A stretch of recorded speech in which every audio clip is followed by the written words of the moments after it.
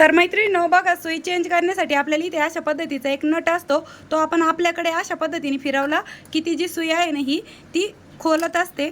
ठीक आहे, तर मी खटका खाली केला आणि ही जी सुई आहे ना म्हणजे चेंज करायची आहे, तर बघा अशा पद्धतीने एक पकड घ्यायची आणि इकडे माझ्या डायरेक्शनला मी हे फिरवलेलं आहे. त्यानंतर अशा पद्धतीने ते काढल्याच्या नंतर बघा सुई आणि हा जो नट आहे तो पण सोबतच आपण बाहेर काढून घेतलेला आहे. आता याच्यानंतर ही सुई लावायची कशी ते पण सांगते.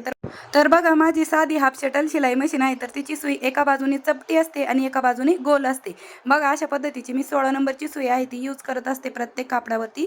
ते 16 नंबरची सुई माझ्या मशीनला व्यवस्थित बसते. आता बघा, जी चपटी बाजू आहे ना ती माझ्या उजव्या हाताला राहील आणि जी गोल बाजू आहे ती डाव्या हाताला राहील. अशा पद्धतीने आपल्याला ही सुई आहे ती लावून घ्यायची आहे. इथे पण तुम्ही बघून घेऊ शकता, चपटी बाजू उजव्या हाताला आणि गोल बाजू डाव्या हाताला ठेवायची. नंतर हो नट आहे तो अशा पद्धतीने टाईट करायचा.